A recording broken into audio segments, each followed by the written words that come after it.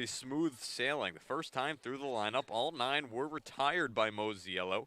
And that 4th inning got a little more busy on the base paths, but of course, again, that action largely out of Mosiello's control. The error over at short to help keep that inning rolling.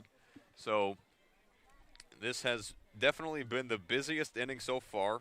Mosiello's given up his first hit, but to Jake DeLeo after retiring Castagnazzi on a ground out to third. The meeting on the mound now broken up.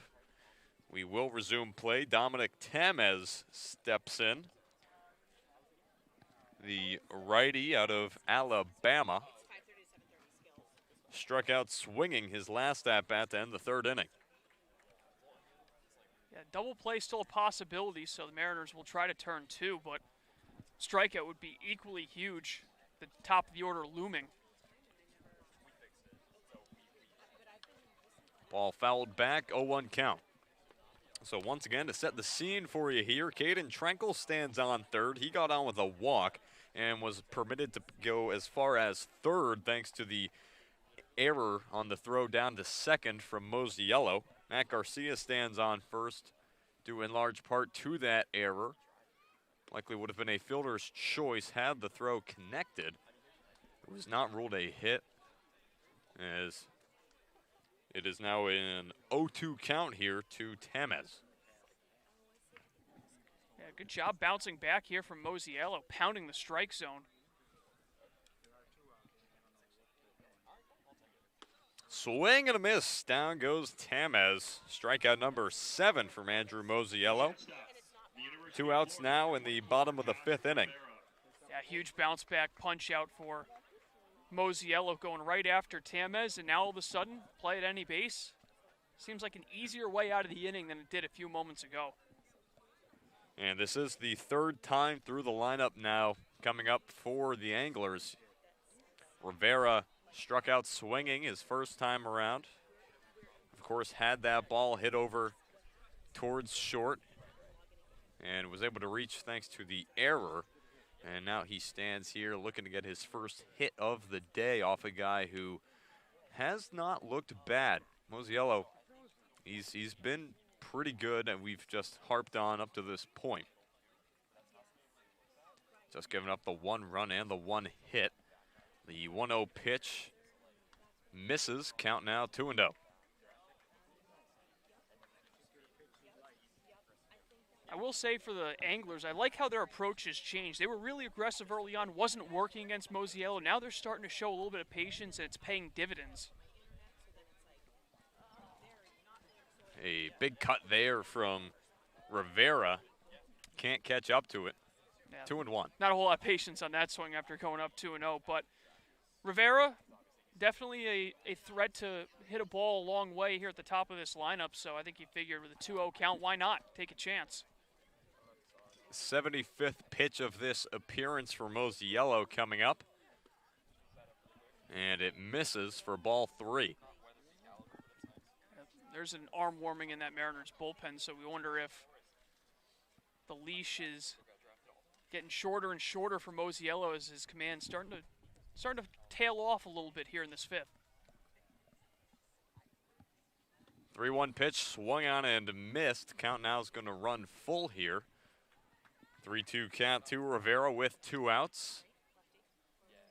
There's a lefty warming in the bullpen for the Mariners. Not quite sure on a number. Trying to pick out the physique. Cannot do that too well from my vantage point. Payoff pitch. That one's hit into the outfield. Diving to make the catch is Chris Newell. How about it?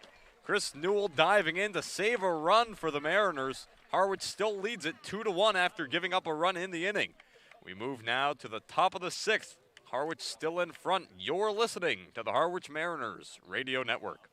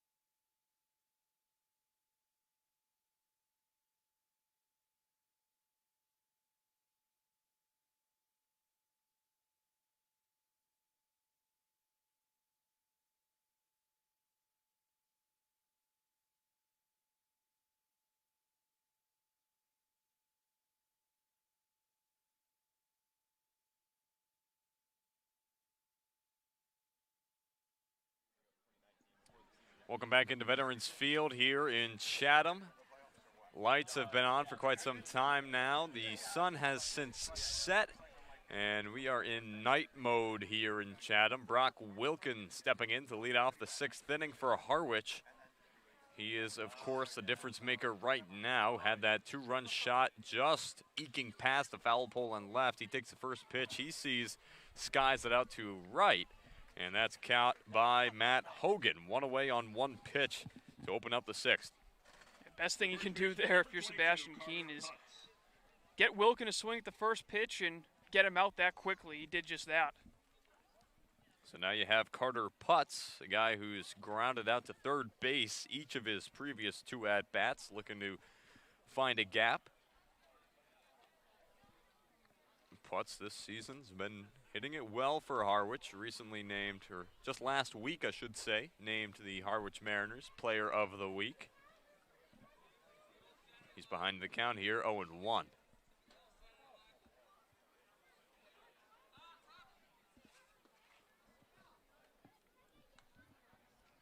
Count now 1-1. As the arm warming in the bullpen for the Mariners, Dalton Smith, the lefty out of Georgia Tech.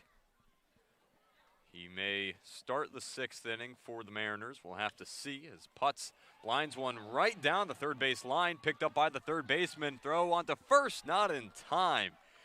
As the 3rd time around, Putz does hit another ball over to third, but this time Castagnazzi has to pick it up pretty far from that first base bag, just about as far as you can be, as that one was roped right down the third base line. Well, at the very least, Castagnazzi just saved extra bases because that ball was going down the left field line. An outstanding diving play. Just couldn't quite get up in time and make the throw, but a great effort nonetheless. So now you have Jordan Beck. Got on with a walk last time, got as far as third base, could not come around to score. That was the only other real look at some offense the Mariners have had today beyond the 1st inning. Takes a first pitch in for a called strike. He did strike out swinging to close out the 1st inning as well. So Sebastian Keene, this is his 2nd inning of work so far. He was able to retire the first 4 batters, including Brock Wilkin, to lead off this inning. The 0-1 pitch misses. Count now 1-1, and then of course giving up that infield single to Carter Putz just then. First batter to get on base against Keene. It's a 1-1 count. Pitch is in for a called strike, 1-2, and Beck's taken a few called strikes. Yeah, showing a little more patience, trying to be a little selective up there, but don't know if he'll get a pitch to hit here with a 1-2 count. Keene does have that runner on first to worry about, but might try to go for the knockout and get him to chase one. A 1-2. Swing and a miss. Down goes Beck. Could not catch up to it at 89 miles an hour. 2 down now in the 6th. Yeah, great pitch, tailing away on the breaking ball. Big out as well after Putz reaching on the 1-out single, so we'll see if Kavanaugh can keep things going. It's exactly the guy you want up if you're the Mariners to keep it going based on how his game has gone thus far.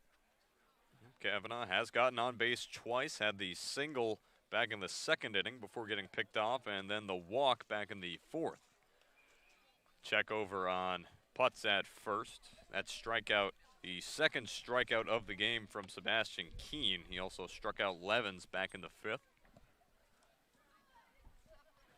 Keene looking to stay sharp, give his team a chance to come back in this one. Just a 1-run game. First pitch dealt into Kavanaugh is a called strike. A lot of called strikes, as we just mentioned. Some patience coming from these Mariners bats.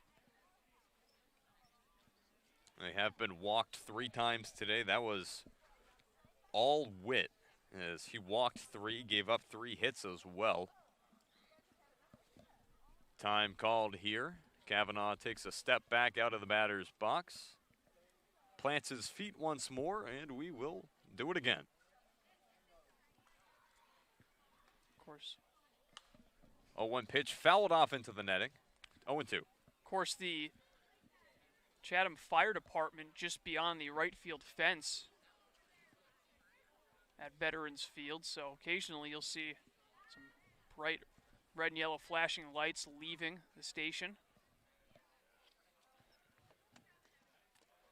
That's, of course, if you're watching the Chatham feed and overlaying our audio, as we do recommend you do.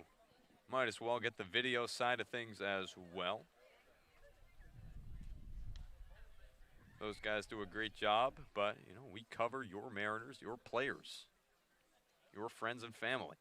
1-2 count here to Press Kavanaugh. Ball sliced right back. That one actually hitting right at the press box. Count stays 1-2. Yeah, and with Putz at first and Kavanaugh at the plate, 1-2 count, you wonder if there'll be any motion on with two-way.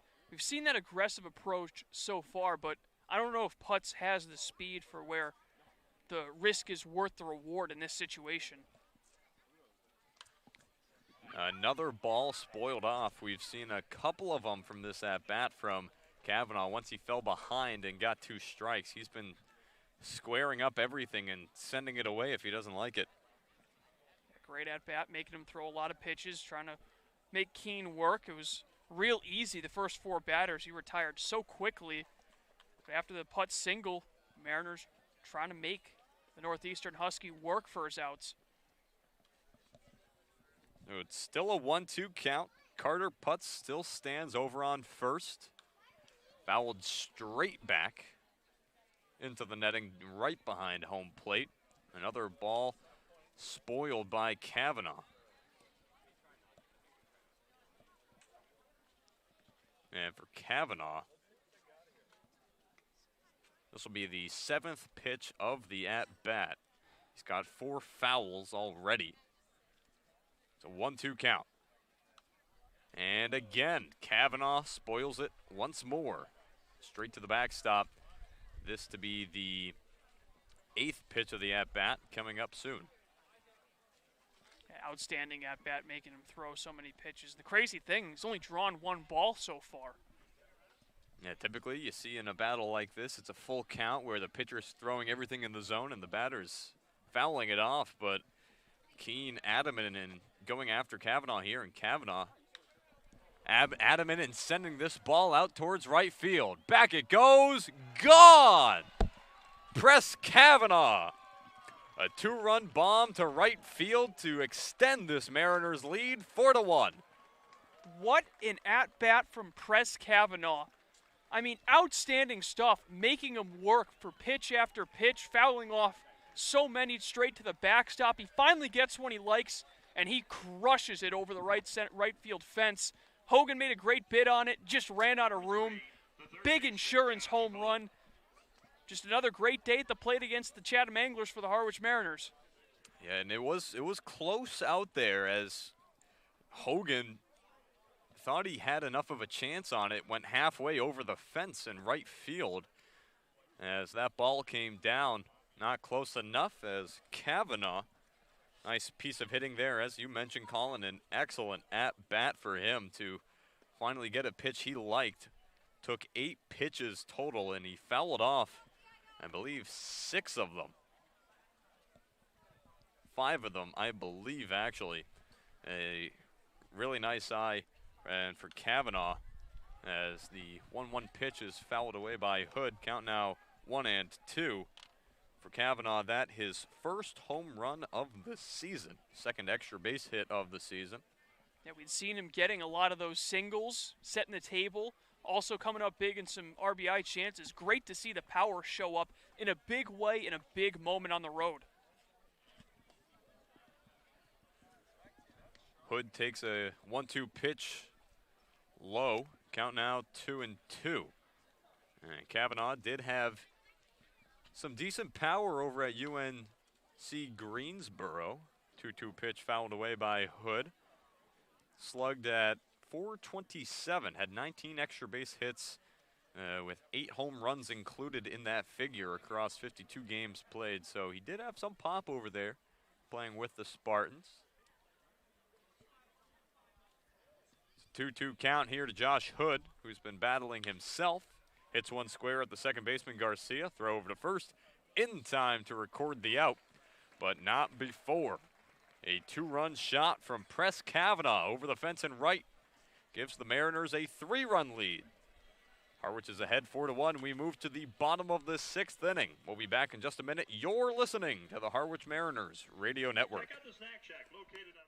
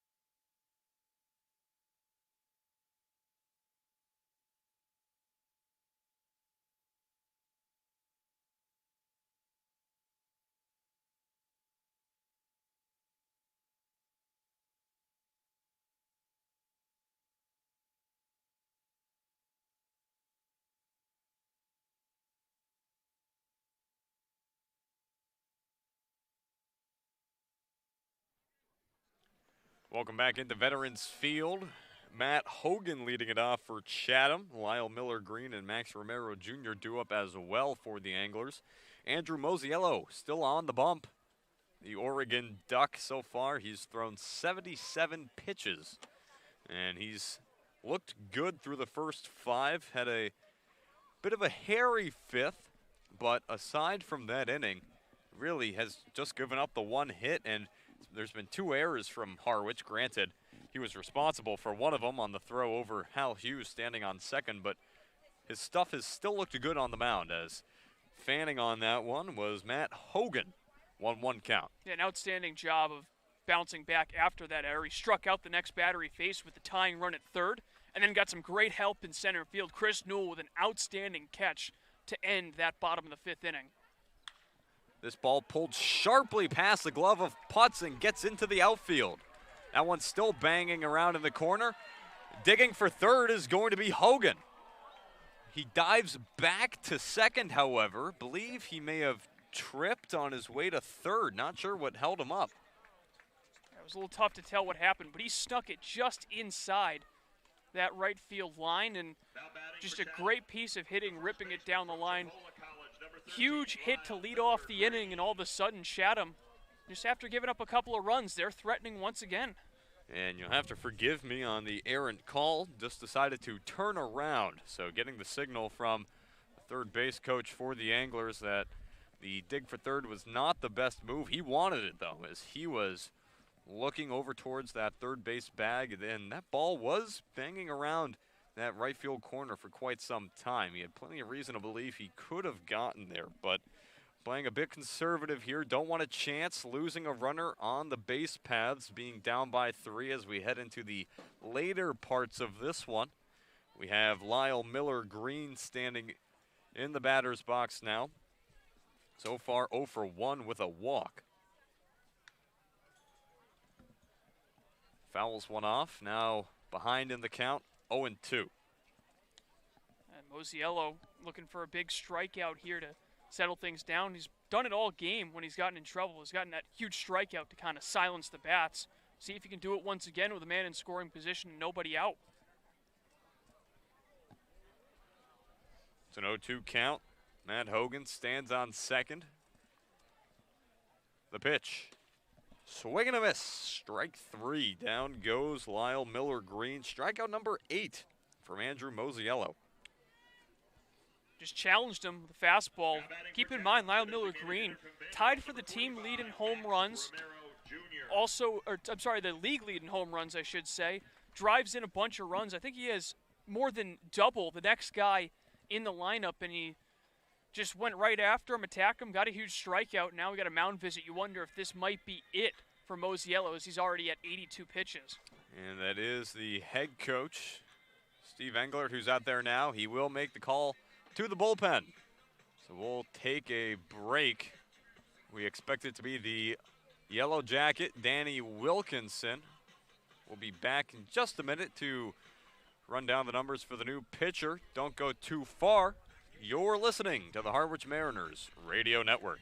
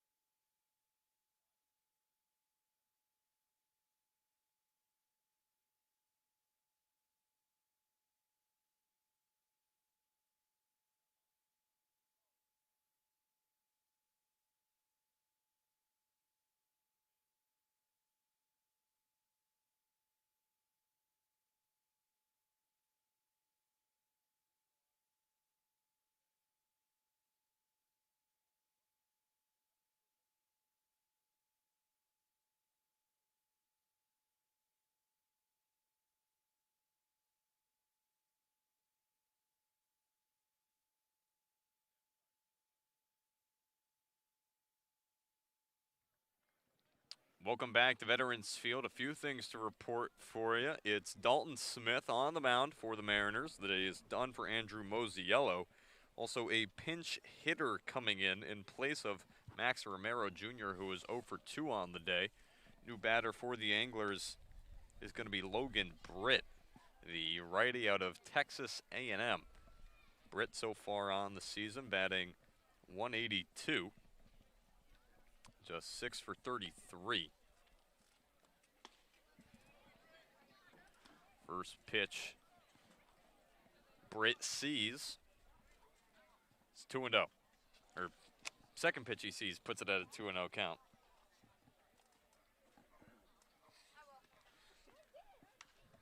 Britt will foul this one off. Count now goes to 2-1. Yeah, I don't know about swinging at a 2-0 pitch if you're Britt when Smith struggling to throw strikes coming out of the bullpen. I think you'd at least take until you saw a strike, but now all of a sudden we'll see if that gives Smith the momentum he needs after struggling to find the zone. 2-1 pitch down the dirt, 3-1. So for Andrew Mosiello, his day looks like this. Went 5 1/3, gave up 2 hits, 2 walks, and struck out 8. He is on the hook for the runner at second. I believe the first run that he gave up was unearned. Swinging and missing is Britt. Count now runs full. Yeah, Smith has looked a lot more comfortable with the Mariners after that tough debut on opening night against Orleans. Ball chopped in the dirt at home plate. That'll be called foul. Count stays full.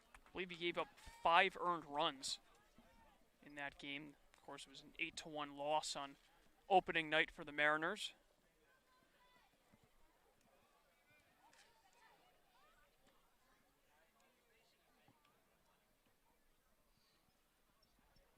Three-two pitch. Swing. Down goes Logan Britt swinging. First strikeout in the first batter seen by the new pitcher, Dalton Smith. And going right after him with the fastball at 90. Payoff pitch, knows that a strike's coming, just couldn't catch up to it. I think the speed kind of took Britt by surprise, and a couple huge strikeouts from Mariners pitching. As first pitch, Castagnazzi sees, is in for a called strike. And that 90-mile-an-hour fastball right around the lower end of his range when it comes to what he's got in his toolkit. Fastball sitting anywhere from 90 to 95. He's also got a changeup, curveball, and cutter he likes to work with. 0-1 pitch is missed by Castagnazzi. 0-2.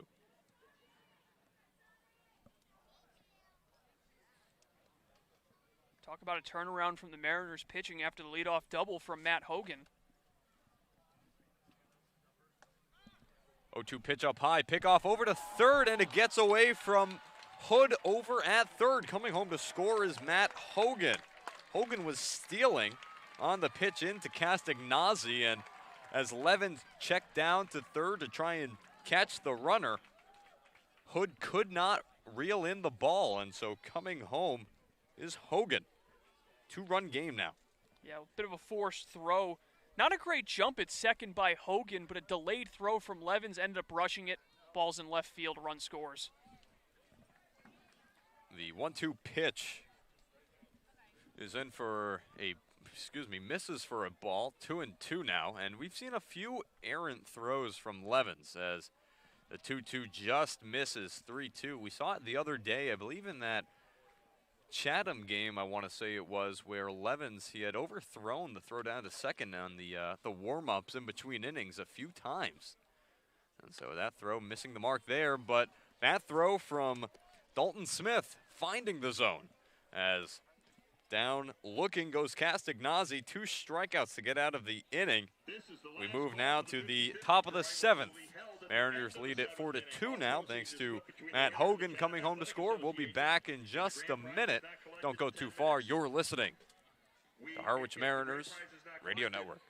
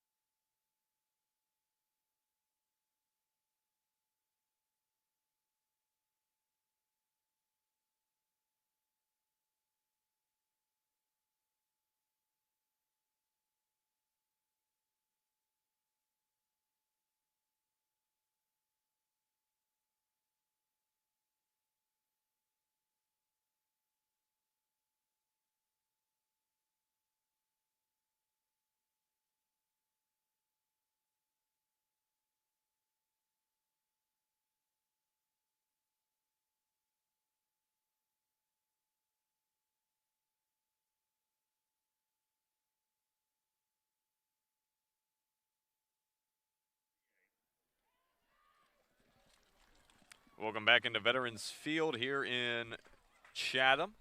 And for play-by-play duties for the final 3 innings, my broadcast partner, Colin Casey. Colin. Thank you, Tim. 4-2, Harwich leads over the Chatham Anglers thanks to a pair of 2-run bombs from the M's. Chatham able to get a run in each of the last 2 innings. First pitch in the top of the 7th to Max Codier swung on and missed. Sebastian Keene back out there for what would be his 3rd full inning of work. Just one mistake, but it was a big one. Prez Kavanaugh deposited over the right field fence. 0-2 count as Codier swings and misses. He's 0 for 2 with a pair of groundouts tonight. Yeah, and you think about that at bat from Kavanaugh, looks even bigger now when you consider how this would be a tie game if not for that swing of the bat.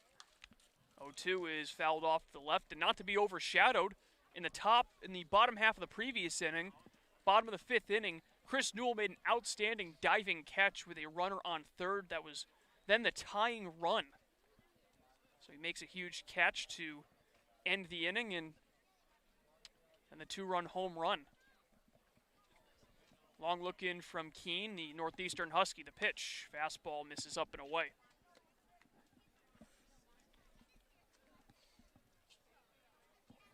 Doesn't look like much action right now in the Mariners, or the Anglers bullpen, I should say. Mariners bullpen, a different story, but no throwing just yet, as there's a ball fouled off to the left, and just as I say that, left-hander warming for Harwich. Yeah, I mean, Smith looked good across those first two batters he's faced, but in a tight game like this, I think any pitcher is going to have a short leash if things start to get out of hand. Keene's 1-2, down and away. Yeah, and Keene, he has looked good apart from that big hit from Kavanaugh. He's already got 2 strikeouts and not a lot of contact made other than that. There's another lengthy at-bat as Codier fouls one off, keeps the count 2-2. Game has gone final from McKeon Park. The Hyannis Harbor Hawks once again defeated, this time by the first place Bourne Braves, 6-3 the final.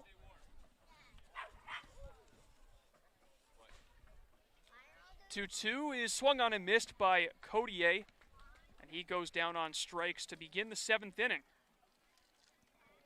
I mean, that's exactly what you want if you're Keene. Just come out, have a lockdown inning, and you cannot let these Harwich bats get anything going, because a game like this, getting into the later innings, runs are going to be coming at a premium as we get down to it. Hal Hughes digs in, 0 for 2, grounded out in the 3rd inning, flew out to left in the 5th. I'll face Keene for the 2nd time tonight. Watches a first pitch called strike. And I like what I'm seeing from Keene in this inning. He's going after guys early. Going after Hughes here. Got him in an 0-2 count. Yeah, 90 miles an hour, zipped it right by him, and now that gives Keene a lot of options here to kind of do what he wants. He can try and go away, or he can continue to be aggressive as he has been so far in this inning. Comes the 44th pitch of the night for Keene. The righty comes home, and Hughes pops this one foul down the right field line. It will fall just shy of the Mariners' bullpen.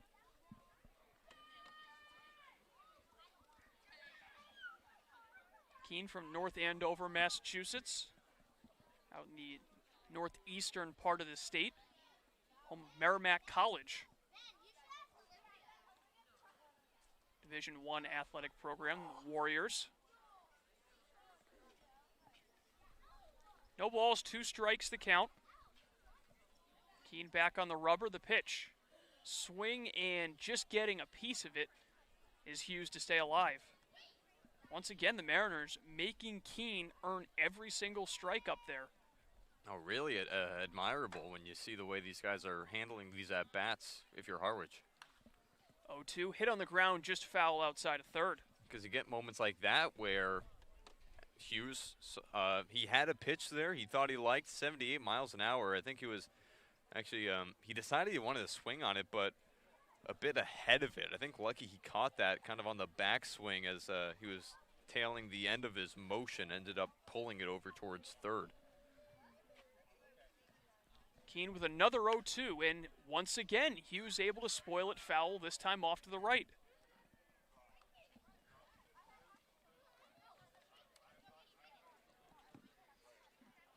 Four to 2 Mariners, top of inning number 7 from Veterans Field.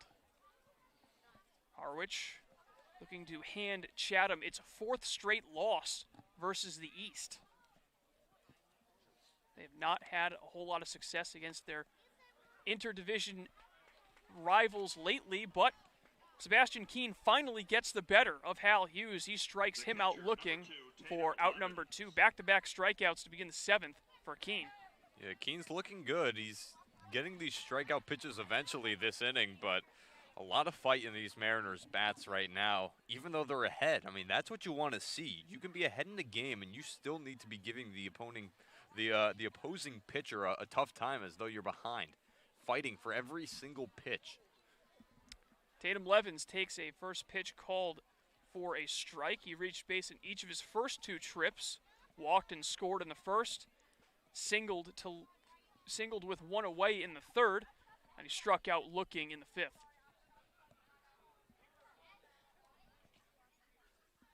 Keene's 0-1, misses low. 4 runs on 5 hits, 3 errors by the Mariners defense. 2 runs on just 2 hits for Chatham, no errors for the A's in the field. 1-1 misses in the dirt, 2-1. Yeah, now we see Keene starts to get away from him a little bit with these last 2 pitches. In the dirt and now behind in the count. Seen a right-hander start to get loose for Chatham. There's a line drive by Levins into left center field. That's going to roll all the way towards the wall. Levins rounding first. He's heading for second. The throw comes in. It is late. It's a 2-out opposite field double for Tatum Levins. The Mariners have life here in the 7th. And the saga of Tatum Levins continues. He does what he's been doing for this past week for the Mariners, which has just been hitting consistently with good contact in that leadoff spot. Of course, not leading off in this inning in particular. Levins has reached base in 6 of his last 9 trips, so we know he's been consistent in getting on base, but especially so over the last couple of games. So an RBI opportunity for Chris Newell. Big shot at redemption as he's 0 for 3 tonight. First pitch, the Virginia Cavaliers sees misses 1-0.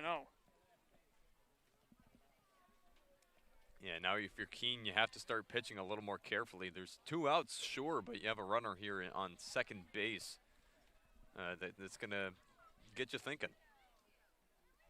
The 1-0.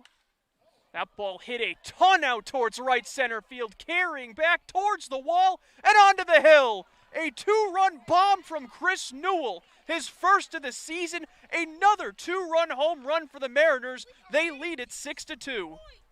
And that is the 3rd time today that Harwich has had a multi-run shot. That's where all their offense is coming from right now. This was a Harwich team that wasn't really relying too much on the long ball to this point in the season, but it has been firing for them today, and good to see it from a guy from Newell who wasn't having the greatest day at the plate to start things off. Started out 0 for 3, but a big moment there for him to be able to come in and make some nice contact. Chatham Anglers coming into today had given up 3 home runs to the Mariners over the first 2 games between these 2 teams. They have doubled that number tonight. The Mariners taking Anglers pitching over the fence 3 times. And here's a guy who did it back in the first inning. Brock Wilkin hit a towering 2-run bomb just inside the left field line before being retired on strikes in the 3rd and flying out in the 6th. First pitch he sees is a called strike. And this is something we've been getting a lot more recently from these Mariners as the lineup starts to settle down and guys get more familiar with where they're hitting. Brock Wilkin spoils a foul down the right field line. It's having the ability to respond when you've given up a run, because Chatham, they go ahead and they score a run back in the bottom of the 5th inning. How do you respond in the top of the 6th? 2-run shot. Chatham scores a run in the bottom of the 6th inning. How do you respond? Another 2-run shot. So a lot of timely hitting to kill some momentum for these Anglers, because just these few runs in a low-scoring game, or what once was a low-scoring game, can mean a lot for a team. But Harwich doing big things at the plate to really cement themselves as a solid hitting team right now. 1-2 is in the dirt to the DH Wilkin. Looks like his team rallying around his power and generating some of their own. Of course, Wilkin with 4 home runs on the season. Easily the team high. 2-2 is on the outside corner for strike 3 called. Wilkin can't believe it, but he walks back to the dugout and the inning is over. But not before Chris Newell sends one over the right field fence for a 2-run bomb. The Mariners extend their lead once again. They lead at 6-2 after 6.5. You're listening to the Harwich Mariners Radio Network.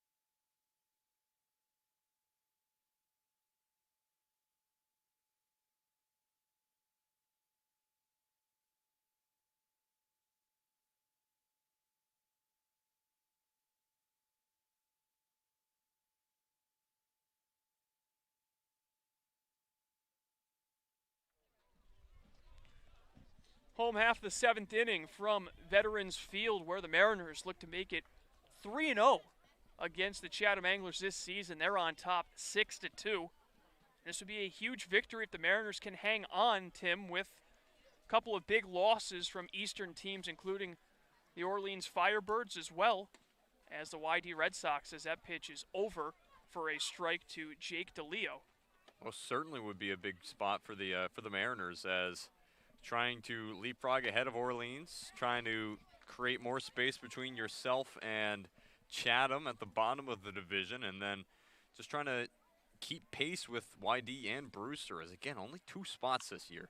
1-1 is sent a mile high. Levens out of his crouch, under it, tails on him, but he reaches back and is able to make the catch for out number 1. That ball was blown back towards fair territory, but Levens able to track it for out number 1. And yeah, looking at the playoff standings, it's not exactly a traditional year, as they're doing it based on points per game, because not every team will play the same number of games. And right now, Brewster is out front. They, I believe, actually were in the win column today, so they picked up another win to improve to 10-5-2.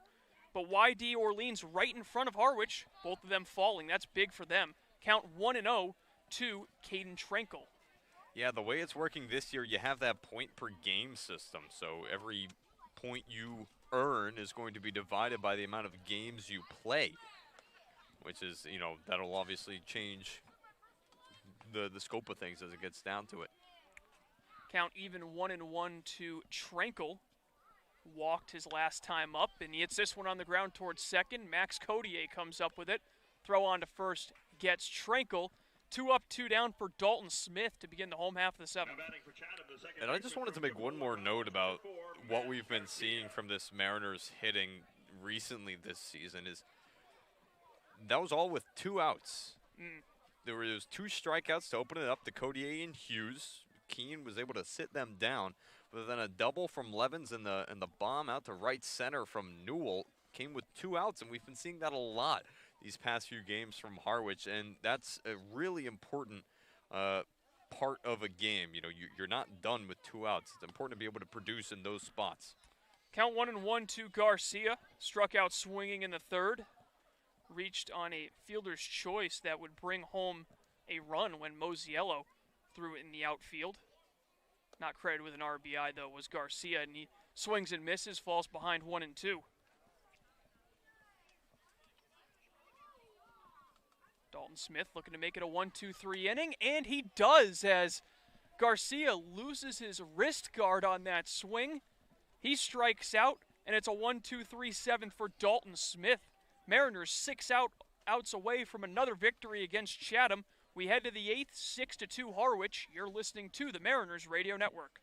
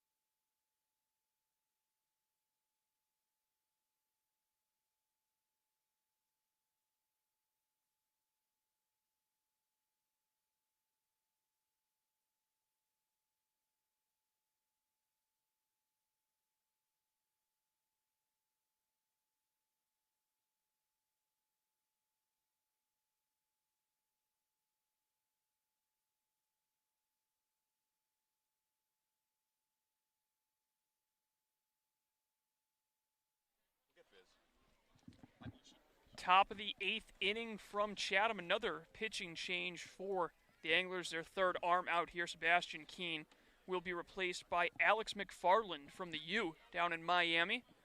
Right-hander will be tasked with facing the middle of the Mariners lineup. Carter Putz, Jordan Beck, and Press Kavanaugh. So here is Putz, who grounded out a couple of times before finally reaching on an infield single. All three of the balls he has hit have been right to third, and he takes a big cut and fouls that one, trickles up the third base line. Yeah, he was finally able to get his break and hitting one right down that third base line. But just to harp on Keene for another moment here, he had a good inning when he first came in to open up the 5th, but back-to-back innings where he gives up 2-run shots, and that is the difference right now, as it's a 4-run game here in the 8th inning. McFarland's 0-1. That one is in for a called strike 2. Chatham, the score holds, will still be stuck in the basement of that tight Eastern Division, but they're quickly losing ground on the other 4 teams as the 0-2 skips in the dirt. McFarland, 6'4", 205 pounds, making his 4th appearance. He has a start on the season for the Anglers, averaging just over a strikeout per inning with 10 Ks over 9 innings pitched. Making his first appearance since July 6th, and can't find the zone there on Putz, 2-2.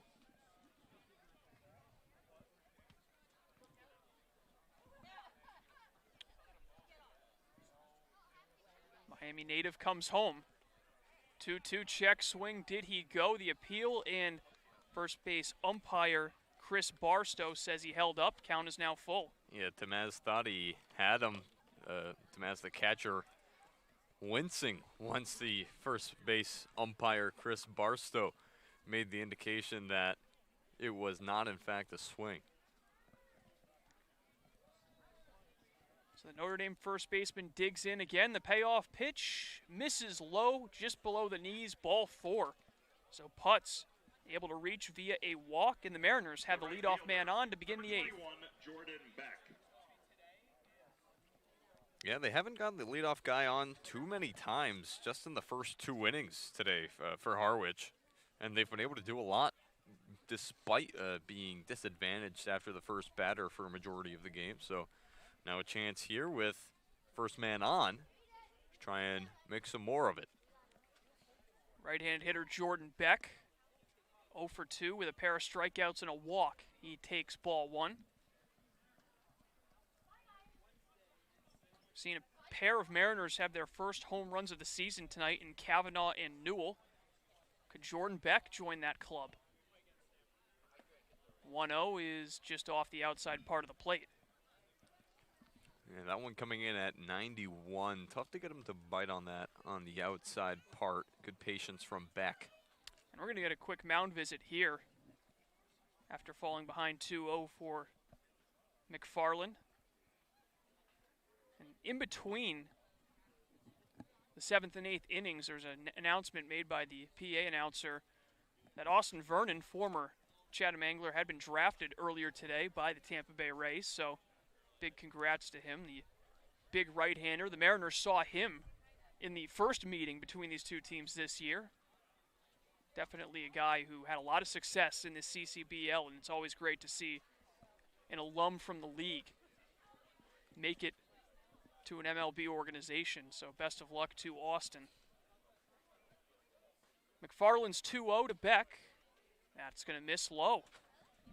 It certainly is seeing a guy get drafted out of this league. No matter what team you play for, no matter what team you root for, it's good to see guys go, because at the end of the day, that is what this league is all about. This league is about producing that big league talent that's going to fill up the majors for years and years to come. Already has. As opposed to, of course, winning games is nice, as the legendary Chatham A's coach John Schiffner always put it to his players every year. You're going to help win games. You're going to have the summer of your life, and you're also going to 3-1 hit on the ground. Throw to second for 1, on to first. It's a double play. Nice play coming off the mound by McFarland. Snagged it with his glove, turned, threw it right behind him, and That'll be a 1-6-3 twin killing. That takes putts off of first and puts 2 outs on the board for Press Kavanaugh. And then just to finish that thought real quick, you're here to help win games, have a fun summer, but also develop as a player. And that is, again, what this league is all about. So it's always great to see a Cape League alum get drafted. First pitch to Kavanaugh misses down and outside. He has been outstanding tonight. Singled to left in the second, drew a walk in the fourth, and launched a 2-run home run down the right field line his last time up in the sixth. He's ahead in the count 2-0.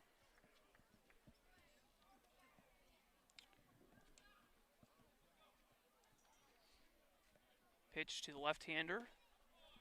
Misses down in. Another 3-0 count. McFarland digging himself another hole. Josh Hood waiting on deck. 3-0 is right down the middle. Strike one. Yeah, similar to Beck's at bat. Behind to the count early, but battles back with that strikeout, or that strike, rather. Chopped foul, and that'll fill the count. So here we go again. Press Kavanaugh, last time up, I mean, he had that lengthy at-bat with all those fouls. Payoff pitch, and Kavanaugh sends this one down the left field line. It will land foul. And that was all with just one ball, too, with Kavanaugh last time around. So he really is not afraid to take swings. Another lengthy at-bat, something he's been known to do, and usually takes advantage of it when he does it. The payoff pitch, sliced down the line again, making some solid contact. Mariners hang on. It would be their first road victory against an East team this year. Just their second overall. The 3-2 pitch. Fastball up and away, ball 4, and Kavanaugh is on base for the 4th time tonight. He draws a 2-out walk the second time. He has reached base via the base on balls. Yeah, he's having an outstanding game. 2 walks, single back in the second, and then the 2-run blast in the 6th. Just very quality at-bats from him this evening. And it's been excellent to see him do this over this past week as well. Swing and a miss. Josh Hood comes up empty.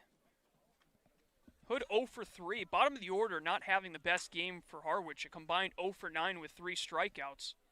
So Hood looking to change that with 2 away in the top of the 8th. Runner going, a swing and a miss. The throw down is high, and into second with a steal is Josh Hood. Or is Press Kavanaugh, rather. Yeah, you're getting a lot of value out of Press in this game. He just keeps on doing these things that are adding to this game and putting pressure on these Chatham pitchers. 3rd steal of the season for Kavanaugh, and he's in scoring position with 2 down. The 0-2. Swing and a miss, strike 3. Hood goes after the low breaking ball, and the side is retired. So a couple of walks do not come back to haunt Alex McFarland. Chatham Anglers look to get the bats going. They're running out of time. Harwich leads 6-2 going to the bottom of the 8th. You're listening to the Harwich Mariners Radio Network.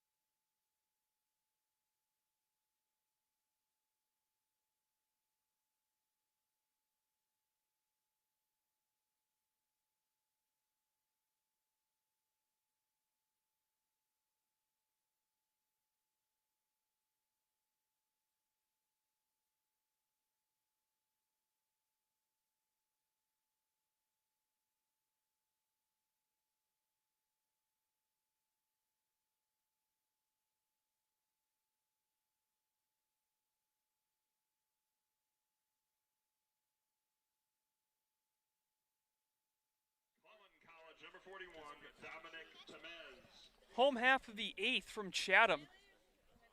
as the Harwich Mariners lead at 6-2, looking to clinch yet another victory over the Anglers this season. 9-1-2 hitters due up. Dominic Tamez making his third trip. He struck out twice. First pitch, misses outside. Dalton Smith back out there for Harwich. And rightfully so.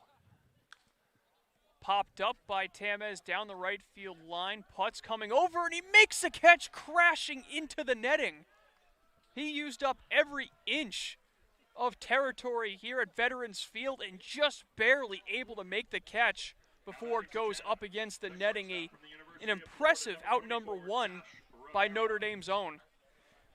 And that's the kind of heart you like to see. A ball that's just barely still in foul territory, and you have a guy chasing over at it because he knows he has just that much of a chance to make the catch, and he does. Josh Rivera's first pitch swung on and missed for strike one. But to go back to Smith for a moment here, he's looked good. Struck out the first two he saw to close out the sixth, struck out another in the seventh, and now that's 6 straight he's retired. No action in the bullpen, so it's his game for the foreseeable future as he fires in another strike to Rivera. 0-2, Rivera 0 for 3. Reached base via an error in the fourth. 0-2 just misses, and Levins thought that might have been in there. He was ready to throw it down to third. And I think you're also comfortable keeping Smith in this game, especially because you've gotten the run support late that you didn't have when he was initially in. I think that's part of why we saw another arm up and warming before. Fastball misses high, count now 2-2. And if Smith were to finish this ball game, he would end up getting a save because he pitched more than 3 innings. Fastball in for a called strike 3. Josh Rivera doesn't agree with it. He shakes his head and walks away. Another strikeout for Smith. That's his 4th. And with 2 away, Tom Holliday is going to the bench. Andrew Benefield will pinch hit for Matt Hogan. Yeah, well, Hogan, he did have the double back in the 6th, but he also had struck out and flew out. And you're hoping for a guy in Benefield who's going to be able to come up and really make an impact. In Benefield on the season so far, batting 171. He's got 6 hits and 25 ABs. Of course, he had the grand slam. In the first meeting between these two teams, pitch misses outside. First inning, part of that 5-run first inning off of newly drafted Mariners pitcher Nick Sinicola. Fastball up and away, 2-0. Of course, the Mariners would rally with a grand slam of their own from Brock Wilkin. They would win that contest by a final of 11-6. 2-0, misses outside, 3-0.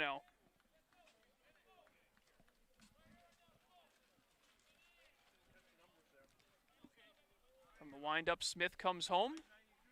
That one a strike as Benefield taking all the way. Yeah, that's an important pitch there. You don't want to put a guy on, give Chatham any hope with any kind of 2-out offense. Big swing by Benefield. He fouls it back. Smith fighting back, looking to make it 8 in a row retired since coming into the game. Outstanding performance so far from Dalton Smith. Benefield granted time by home plate umpire Mark Delaney. Benefield back into the box. The payoff pitch. Swung on and fouled straight back. A good battle here from Benefield coming in a pinch hitting situation. This is, of course, your task to get a hit, but to put up a good at-bat here, it's what you want to see if you're Chatham. Payoff pitch fouled back again.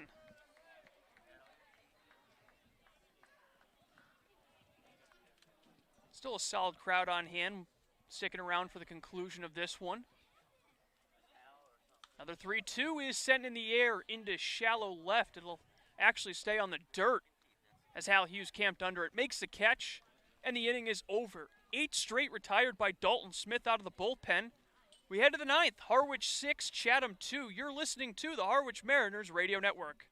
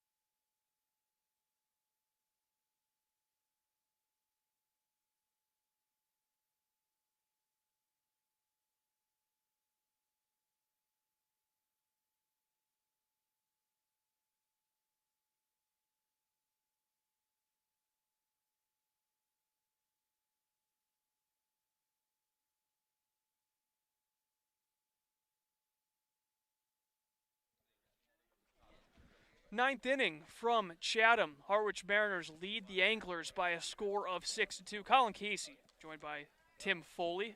Appreciate everyone tuning in on this Monday night of CCBL action. Couple defensive changes to report as Lyle Miller-Green moves from first base to right field, and Andrew Benefield comes in at first, replacing Hogan, who was in right field. He is now out of the game. 1-0 count to Max Codier, who is 0 for 3 with a strikeout. Pitch from Alex McFarland is in the dirt, 2-0. Yeah, if you're Harwich this inning, I mean, I think you're comfortable with the 4 runs you have with the way that Dalton Smith's been pitching. But you want to, of course, try and add on what you can because you never know what can happen. 2-1 the count. McFarland deals. That one stays down, 3-1.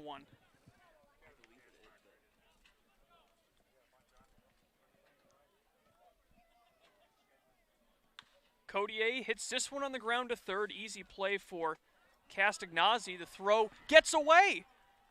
He throws it wide of first. Benefield, newly into the game, can't come up with it.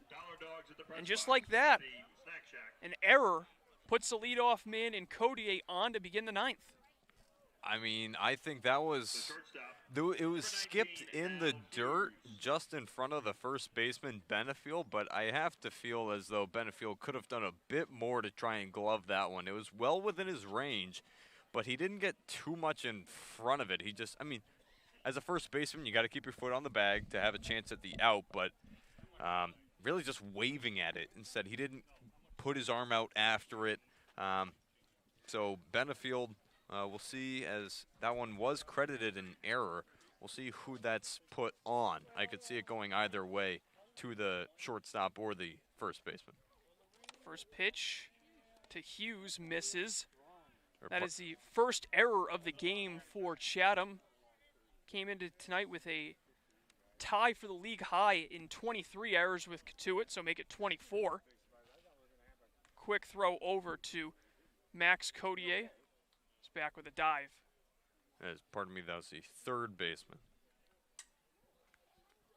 Speaking of Katuitt, they are also in the bottom of the ninth, 6-0 lead over Wareham. Fastball to Hughes misses high. Only other game still in progress, as I believe Tim had mentioned earlier. Brewster with a 5-1 win over YD. Orleans falling 1-0 on the road to Falmouth. The Bourne Braves with a 6-3 victory over the Hyannis Harbor Hawks at McKeon Park. 3-0 count now to Hughes. Command starting to go away for McFarland. He has already walked a pair of batters through an inning plus. Looking to avoid that here. And he's able to get a strike over to Hughes.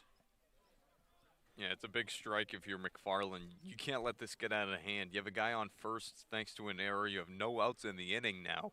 You're trying to keep this thing within range for your team who's been struggling on offense. They have to come back from a 4-run deficit. Ball 4. Hughes draws the walk, heads down to first. And not exactly what Tom Holliday had in mind for his team, as 2 runners on base to begin the inning, and the top of the order coming up for Tatum Levens and the Harwich Mariners. Yeah, this is a dangerous part of the lineup coming up if you're Harwich. Each of the next 4 guys with at least a hit today, 2 of which have hit home runs. So Levens has reached base 3 times, doubled, and came around to score on Chris Newell's home run his last time up in the 7th. Has scored a pair for the Mariners. Of course, Levens has a 3-run homer on the season, and he's got 2 on base here. First pitch misses down and away.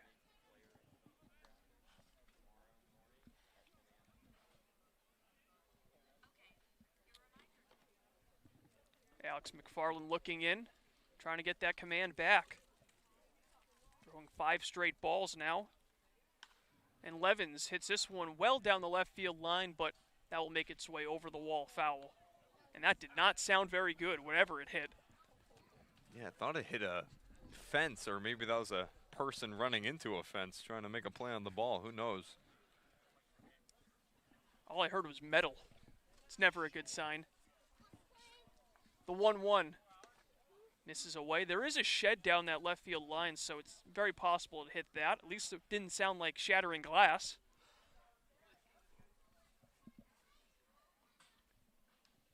Max Codier at second, Hal Hughes at first. The 2-1 misses away, and once again, 3 balls to the batter.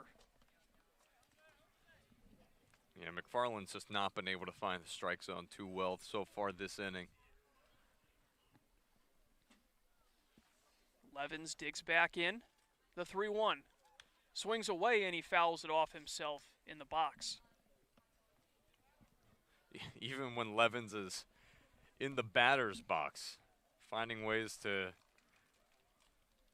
take contact. Yeah, one of the more unluckier players we've seen this season for Harwich, always taking a beating every night, but easily one of the more valuable guys on this roster. He's got a full count, nobody out, top of the 9th, 2 on base. McFarland's payoff pitch, ball 4 misses up and away, and they are loaded with nobody out for Chris Newell. The center fielder, number 5. Well, here you go. Chris Newell. Chance to build onto this lead, add a few insurance runs late in the 9th. Of course, you're ahead by 4 as is, but you want to have this confidence that going forward late in the game, you know you're going to be able to put up runs if you're down in a big spot. Pitching coach heading out. Haven't seen a motion to the pen.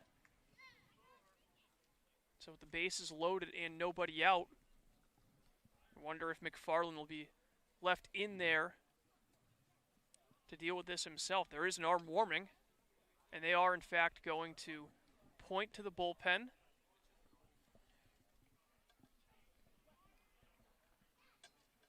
And that will do it for McFarland. So he departs going an inning plus, responsible for all 3 runners on base. It will be up to the new pitcher to get the Anglers out of this mess. They trail by 4 here in the top of the 9th. We'll introduce you to the new pitcher in just a moment. You're listening to the Harwich Mariners Radio Network.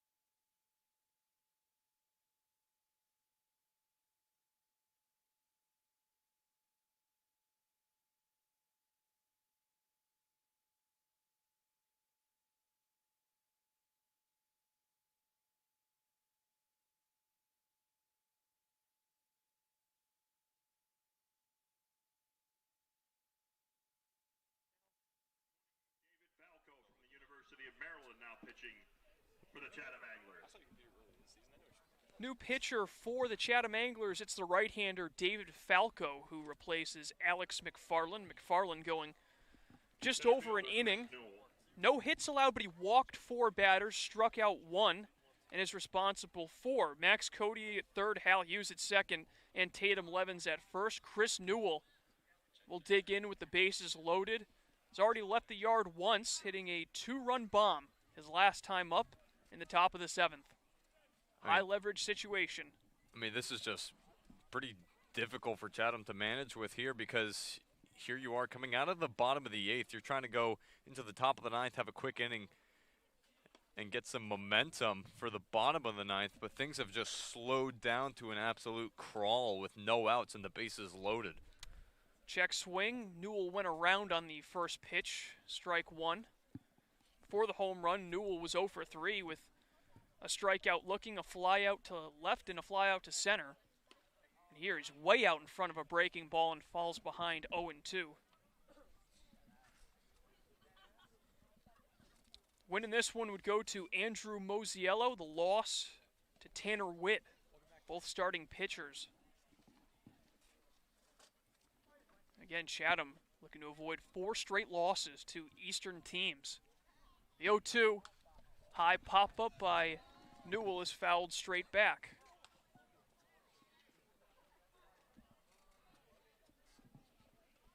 Mariners with 1 grand slam this season. Game against Chatham about 2 weeks ago now. That was Brock Wilkin, who stands in the on-deck circle. The 0-2, breaking ball fouled, glancing off the mask of the catcher Tamez. Yeah, he felt that one. Seems like he's all right, though. He'll hang in there. Falco made 14 appearances out of the bullpen. University of Maryland, 3-1 with a 5.50 ERA. He also was able to notch a save. The 0-2, 90-mile-an-hour fastball misses high, 1-2.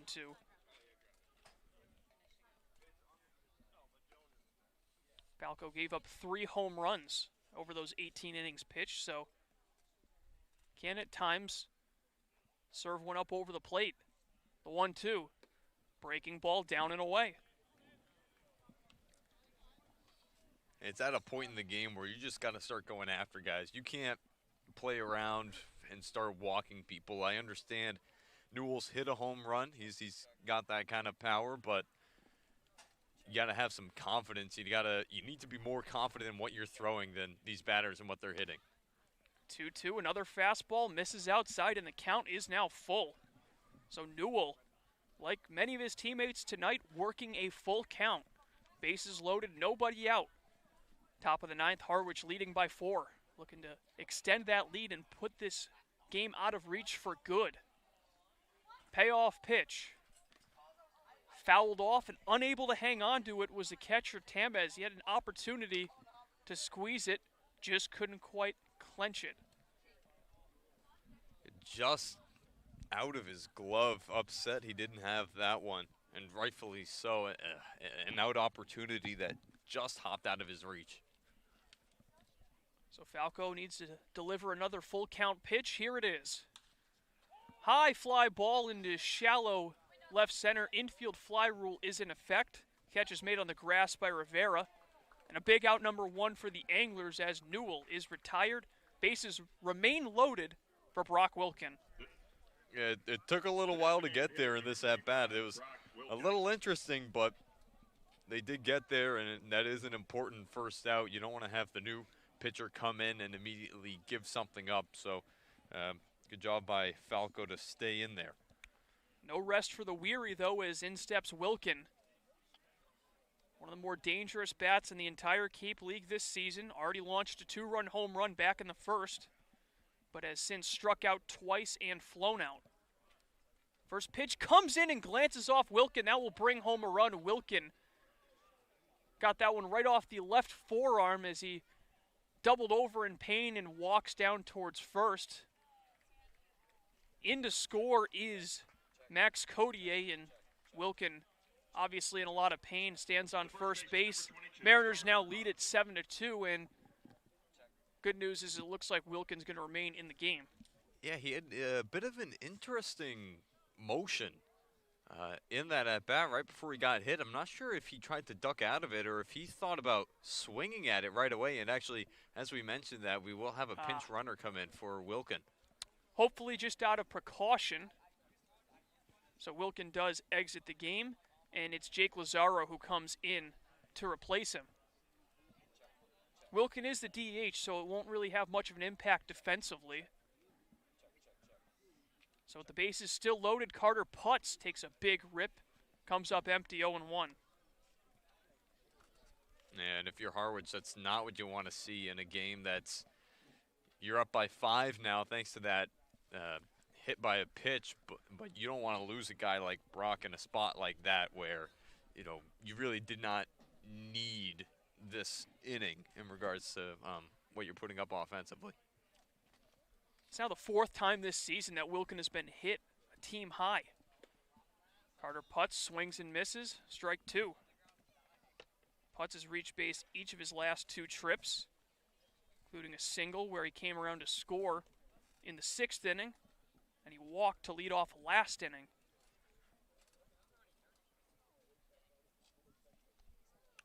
Hughes at third, Levens at second, Jake Lazaro at first.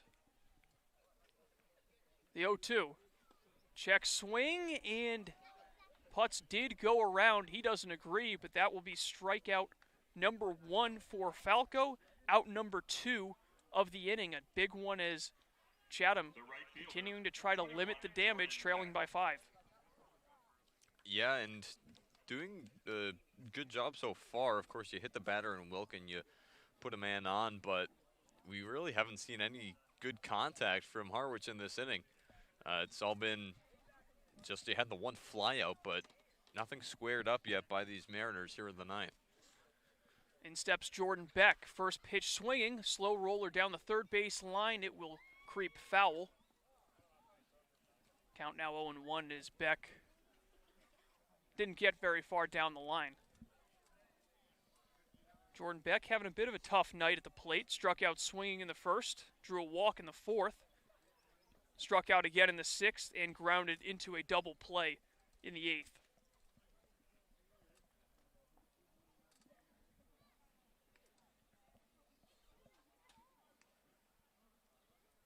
Crowd slowly but surely thinning out here in this final frame. The 0-1. Gets to the backstop, into score from third is Hal Hughes, and the Mariners add another insurance run on the wild pitch. It's now 8-2. Yeah, you'll take that if you're Harwich, and that was a bit closer than perhaps it might have been, as that ball took a pretty hefty bounce. I believe it's padded on the backstop behind home plate. We can't really see it, but we can hear it. And it took a larger bounce off those pads than one might have anticipated, but even still, an excellent jump by Hughes over on third, and really no chance at the plate.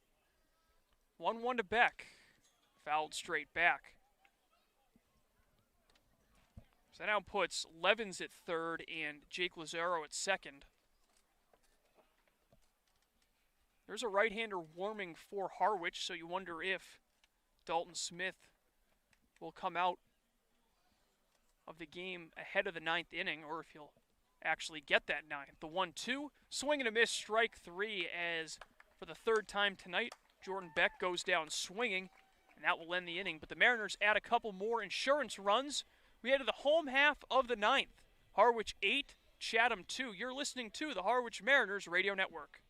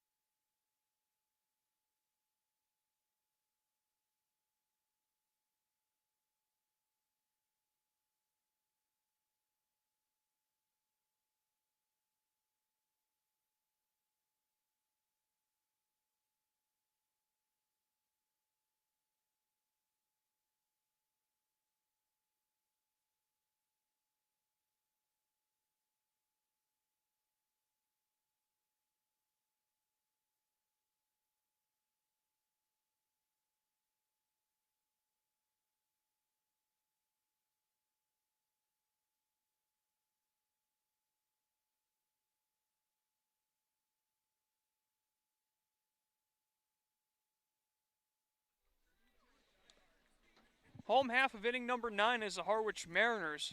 The looking to clinch another victory against the Chatham Anglers, improved to 3-0 against the A's this season. Dalton Smith heads back out there, and Tim, interesting situation because Smith is projected to pitch over 3 innings. If he's able to get through it cleanly, he would actually pick up a save, and he has been outstanding out of the bullpen, retiring all 8 batters he has faced thus far. He's absolutely looked outstanding out of the bullpen. I mean, the Yellow Jacket has looked nothing short of phenomenal. He struck out 4, and you just said it there. He's retired the last 8, and credit to some stellar defense from Carter Putz to help record one of those outs over in foul territory. Who's to say how else that would have ended? But it's been a full effort from him as well as the defense these past few innings for Harwich. First pitch to Lyle Miller Green, misses low and outside. Miller Green 0 for 2 with a walk in this game. He's ahead in the count 2-0. Hasn't been able to show off that power he's shown this season with 6 long balls. And time is granted as Miller Green not ready for Smith's quick delivery. Smith with 4 strikeouts thus far. That pitch misses, 3-0. He's also been able to draw 3 pop-outs, so whatever pitches that Chatham has been making contact, they've usually been swinging under. Smith in danger of putting his first base runner on. Not to be just yet. Finds the outside corner, 3-1.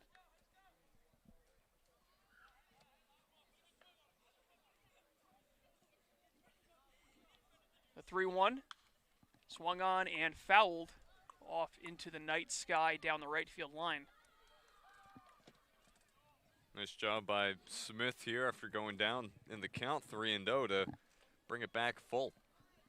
He's done that a few times where he's fallen behind and fought back. Payoff pitch in there for a called strike 3 on the inside corner. And Miller Green is set down on strikes for the second time. 9 in a row retired by Dalton Smith. He's got 2 more outs to get here in the bottom of the 9th. That was a really impressive one. I mean, we just talked about how he was down 3-0 in that count, came back through 3 straight strikes to record the out. Really nice piece of pitching there from Smith. Logan Britt swings at the first pitch he sees on the ground to short. Hughes with a running throw in time. That is out number 2. 10 in a row. The third baseman from UNC, number 19, Johnny. So it all comes down to Johnny Castagnazzi, who prior to tonight's game was the only man in the starting lineup to have an extra base hit against Harwich this season. That changed when Matt Hogan ripped a double in the 6th inning as Castagnazzi goes down 0-1. That was last game where he picked up a triple at White House Field. The 0-1 breaking ball hit on the ground to short. Hughes comes up with it again. The throw in time, and the Harwich Mariners take down the Chatham Anglers on the road. The final score from Veterans Field, Harwich 8, Chatham 2. Give a quick recap before we take off. You're listening to the Harwich Mariners Radio Network.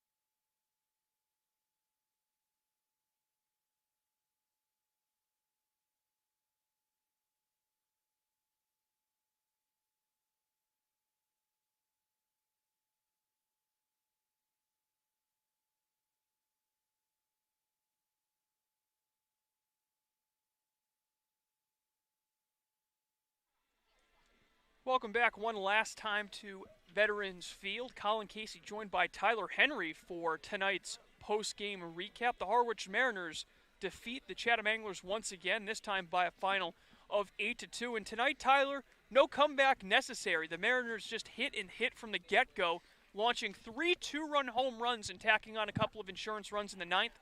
A really big step forward for the offense. It seems like the consistency hasn't always been there. Had the shutout yesterday against Brewster. Big leap forward, though, tonight against Chatham. Yeah, and they did it with power, which is something we really haven't seen this Mariners team do throughout the course of the entire season. They've had home runs here and there, sure, but to have 3 different guys with a multi-run home run, absolutely massive for the confidence of these bats. And I think we're going to see some big things out of Chris Newell here over these next couple of weeks. I think this may have been one of those games that kind of activates him, so to speak. So looking forward to seeing where that goes. That first home run came from Brock Wilkin. It was a controversial one down the left field line. Ruled fair by home plate umpire Mark Delaney. That put the Mariners on top 2-0. Chatham would get one back in the home half of the 5th, but then in the top of the 6th inning, it was Press Kavanaugh who launched one over the right field wall to put the Mariners on top 4-1. Then it would be 4-2 as Chatham got one back in the bottom half of the inning before another 2-run home run off the bat of, as Tyler mentioned, Chris Newell, his first of the season, put the Mariners on top 6-1. 6-2 rather. They would add on a couple insurance runs and win it by a final of 8-2. 8 runs on 7 hits, 3 errors for the Mariners. They would leave 6 runners on base. 2 runs on 2 hits, 1 error for the Anglers, who left 3 on base. Andrew Mosiello picks up the win in what was easily his best outing of the year, going 5 1/3 innings, allowing just 2 runs on 2 hits, 1 of them earned. He walked 2 and struck out 8 in that performance. The loss goes to Tanner Witt. He is 0-1 after making his debut tonight, giving up just the 2 earned runs, but it was enough to put him in the loser column. Dalton Smith, the save in this one, going 3 2/3 innings, which qualified him for a save. He retired all 11 batters he faced in an outstanding performance from the left-hander out of Georgia Tech. 2 hours and 56 minutes for the Harwich Mariners to knock off the Chatham Anglers at Veterans Field. Final score one last time, 8-2. The Mariners pick up the win to improve to 8-7-2 on the year. Chatham falls to 6-10-3. For my broadcast partner,